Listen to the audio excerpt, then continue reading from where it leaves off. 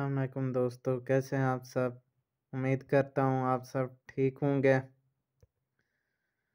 آج اقبال صاحب کی نظم خطاب با جوانان اسلام، اس کا مجموعی طور پر جائزہ لیں گے کیونکہ اشعار کی تشریح ہو چکی ہے اور آپ سب دوستوں نے ساتھ دیا، بہت بہت شکریہ۔ سب سے پہلے چینل کو سبسکرائب کریں، جو نیو ویو کر رہے ہیں وہ سبسکرائب کرنے کے بعد بیل کا آئیکن دبائیں اور اچھا لگے تو لائک کر دیں۔ انشاءاللہ اس کے بعد ہم ترتیب سے، جیسے اقبال صاحب کی نظمیں غزلیں ترتیب سے موجود ہیں اس طرح تشریح کریں گے، جیسے پہلے ہمالائے وغیرہ وغیرہ پورا۔ یہ اس لیے کی تھی تاکہ طالب علموں کو آسانی ہو، یہ ان کے نصاب کا حصہ ہے اس لیے۔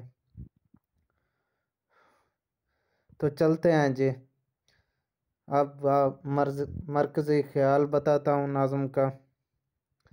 سب سے پہلے علامہ اقبال صاحب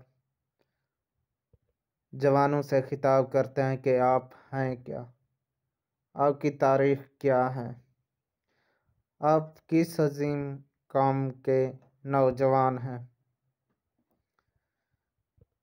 پہلے انسان کو فکر کرنے کی دعوت دی، پھر آگے بتاتے ہیں کہ ان میں خصوصیات کون کون سی تھیں۔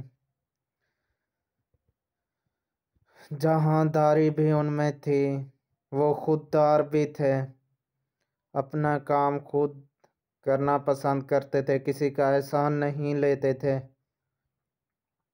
غیرت مند تھے۔ پھر بتاتے ہیں کہ میں کیا بتاؤں، جہاں گیر بھی تھے، جہاں کو فتح کرنے والے، فتح کو برقرار رکھنے والے،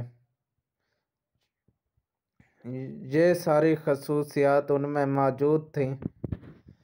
پھر اگلے حصے میں کہتے ہیں کہ اگر میں نقشہ کھینچ دوں یہ سارا کا سارا تاریخ کا، تو آپ کی سمجھ میں کچھ نہیں آنا، کیونکہ یہ آپ کے خیالات سے کہیں اوپر ہے، آپ صرف گفتار ہیں، وہ سراپا کردار ہیں۔ اس لیے آگے بتاتے بھی ہیں کیسے اسلاف کی سے جو میراث پائی تھی وہ ہم نے کھو دی، یہی وجہ ہے کہ آسمان نے ہم کو زمین پر دے مارا۔ پھر آگے کہتے ہیں حکومت کے لیے یہ سب نہیں ہے، حکومت تو آنی جانی چیز ہے، اس کی پرواہ نہیں ہے، پرواہ ان چیزوں کی ہے کہ جو علم ہمارے پاس تھا، جو کتابیں تھیں، وہ ہم سے چھن گئیں۔ حکومت تو گئی، ہمارا اصل خزانہ بھی ہم سے چھن گیا۔ یہ اصل میں پیغام دینا چاہ رہے ہیں کہ اصل میں اقبال جو ہے نا، یورپ وغیرہ باہر سے تعلیم حاصل کرتے رہے ہیں، آپ صاحب بخوبی واقف ہوں گے ان کی ڈگریوں سے کہ کہاں کہاں سے حاصل کی۔ تو اس میں ظاہری بات ہے باہر جاتے تھے، مطالعہ بھی کرتے تھے، لائبریریوں میں بھی جاتے تھے، جب دیکھتے تھے کہ ہاں بھائی یہ تو ہماری اپنی ہی کتابیں ہیں، ہماری اپنی سے مراد ہمارے آباء و اجداد کی، یہ تو وہی کتابیں ہیں جو ان کے پاس آ گئی ہیں، تو ان کو بہت دکھ ہوتا کہ یہ تو ہمارے پاس ہونی چاہیے تھی، ہمارا خزانہ ہے۔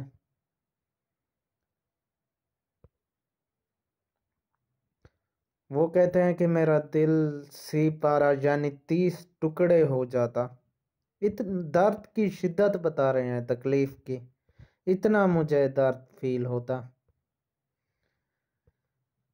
آگے جی کہہ رہے ہیں کہ فارسی کا شعر آخر میں ہے، وہاں استعارات و تشبیہات کا بہت ہی اچھے سے استعمال کیا،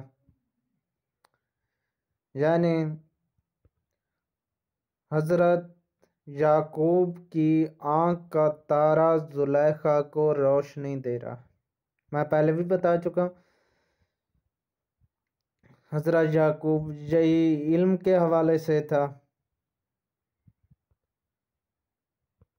یعنی تھی ہماری کتابیں حضرت یعقوب کو ہم سے وہ کر رہے ہیں، اور یوسف کو انہیں کتابوں سے، لیکن وہ ہیں کن کے پاس؟ زلیخا کے پاس، مطلب یورپ کے پاس ہیں۔ سب کچھ ہیں ہماری، لیکن ہیں ان کے پاس۔ یہ اقبال صاحب کہنا چاہ رہے تھے۔ اب اس میں پیغام کیا ہے؟ پیغام یہ ہے کہ حکومت کی پرواہ نہیں کرنی۔ حکومتیں آتی رہتی ہیں، جاتی رہتی ہیں، اپنے کردار سنوارو، جسٹ گفتار نہ ہو بلکہ کردار بھی ہو، اور ان کی طرح ہو جاؤ جن کو اللہ نے کہا یہ مجھ سے راضی ہیں، میں ان سے راضی ہوں۔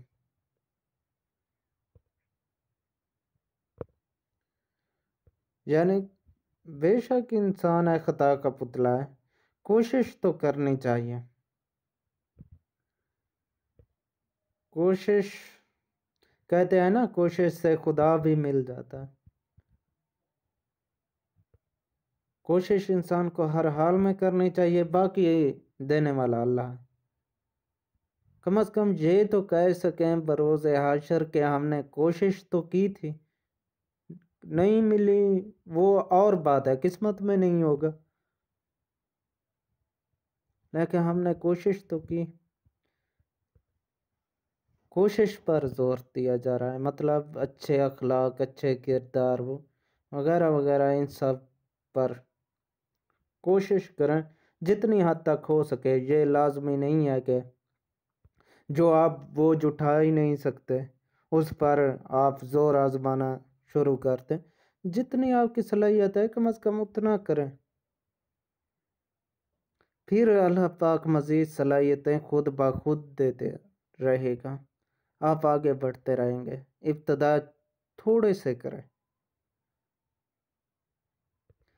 اللہ پاک ہم سب کو نیک عمل کرنے کی توفیق عطا فرمائے، اور صحابہ کرام نبی پاک کے طور طریقوں پر چلنے کی۔ آمین ثم آمین۔ پھر سے کہہ رہا ہوں، ویڈیو پسند آئی ہو تو لائک ضرور کر دیں، اور کمنٹ میں اپنی رائے ضرور دیں۔ بہت بہت شکریہ، اجازت چاہتا ہوں، دعاؤں میں یاد رکھیے گا۔ اللہ حافظ۔